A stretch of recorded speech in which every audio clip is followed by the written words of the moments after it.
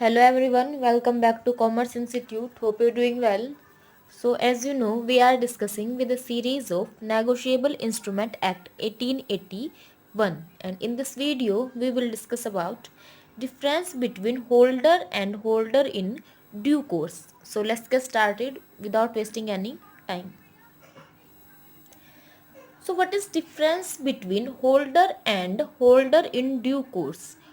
इन दोनों के मीनिंग हमने प्रीवियस वीडियो के अंदर डिस्कस किए हैं। सो आज के वीडियो में इन दोनों के बीच में डिफरेंसेस को डिस्कस किया जाएगा। So first is time to obtain, कि होल्डर और होल्डर इन ड्यू कोर्स दोनों की कंडीशन में नेगोशिएबल इंस्ट्रूमेंट किस टाइम ऑब्टेन यानी कि रिसीव किया जाता है। तो in the condition of holder instrument में भी ऑब्टेन एट एनी टाइम, कि आपका जो इंस्ट्रूमेंट है वो किसी भी टाइम ऑब्टेन किया जा सकता है। ज़रूरी नहीं कि जो नेगोशिएबल इंस्ट्रूमेंट आपको डिलीवर किया जा रहा है वो बिफोर मैच्योरिटी हो, लेकिन जब आप होल्डर इन ड्यू कोर्स हो उस कंडीशन में आपको जो नेगोशिएबल इंस्ट्रूमेंट ट्रांसफ़र किया जा रहा है एक पर्सन के लिए नेसेसरी है कि उस इंस्ट्रूमेंट को बिफोर द मैच्योरिटी डेट ही रिसीव किया जाए।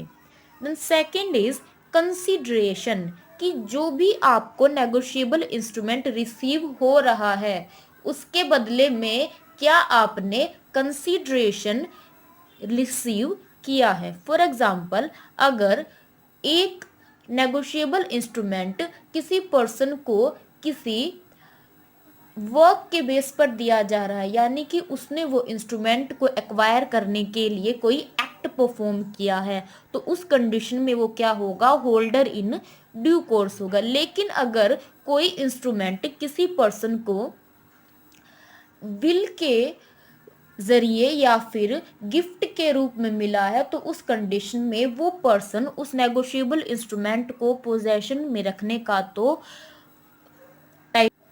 रखेगा, लेकिन उस नेगोशिएबल इंस्ट्रूमेंट को रिसीव करने के लिए उसने कोई वर्क एक्ट नहीं किया है। देन थर्ड इज मैच्योरिटी, कि नेगोशिएबल इंस्ट्रूमेंट का होल्डर उस नेगोशिएबल इंस्ट्रूमेंट को मैच्योरिटी और से पहले और मैच्योरिटी के बाद दोनों ही कंडीशन में उसका क्या होगा, होल्डर होगा। लेकिन नेगोशिएबल इंस्ट्रूमेंट अगर किसी पर्सन को आफ्टर मैच्योरिटी मिला है तो उस कंडीशन में वो होल्डर इन ड्यू कोर्स नहीं बन सकता, यानी कि उस पर्सन को ये राइट नहीं है कि वो सामने वाले पर्सन के ऊपर क्लेम कर सके और कह सके कि मुझे आप इस नेगोशिएबल इंस्ट्रूमेंट के अंदर लिखी हुई जो अमाउंट है उसे क्या करो, पे करो।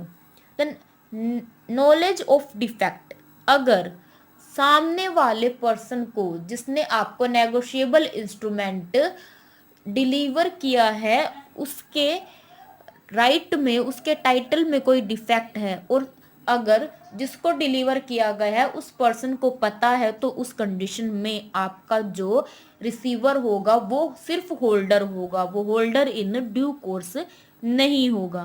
Then to be a holder, कि हर एक वो पर्सन जो होल्डर है वो होल्डर इन ड्यू कोर्स नहीं हो सकता, लेकिन जो होल्डर इन ड्यू कोर्स है उसके लिए ज़रूरी है कि वो पहले होल्डर हो।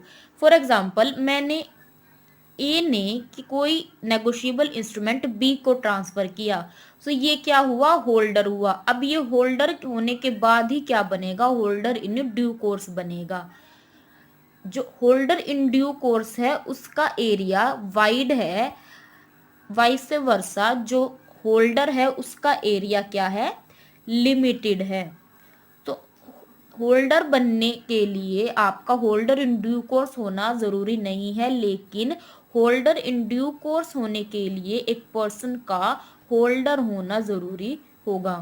So this is all about today's topic, जिसके अंदर डिस्कस किया गया difference between holder and holder in due course, and I hope this topic is clear.